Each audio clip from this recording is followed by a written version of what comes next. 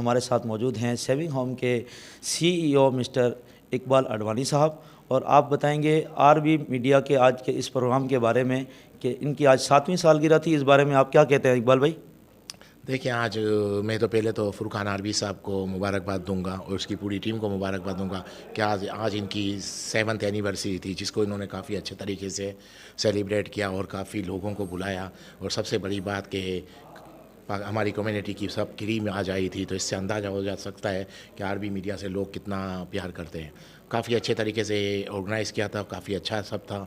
इन्होंने खाना भी बहुत अच्छा रखा था और मैं मुबारकबाद दूंगा। और हमारे यहाँ मेमन मीडिया की बहुत ज़रूरत है और इस तरह के और मीडिया आने चाहिए, क्योंकि जैसे जैसे हमारे आबो अजदाद ने जितने काम किए हैं उनको हाईलाइट करने के लिए हमें मीडिया की ज़रूरत है। और आज की तारीख में भी जितने मेमन कम्युनिटी जो काम कर रही है फलाई काम, उसको लोगों को बताने के लिए मीडिया की ज़रूरत है। और इसमें आरबी मीडिया भी अपना किरदार अदा कर रहा है।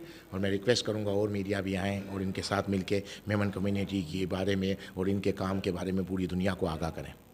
जी बहुत शुक्रिया।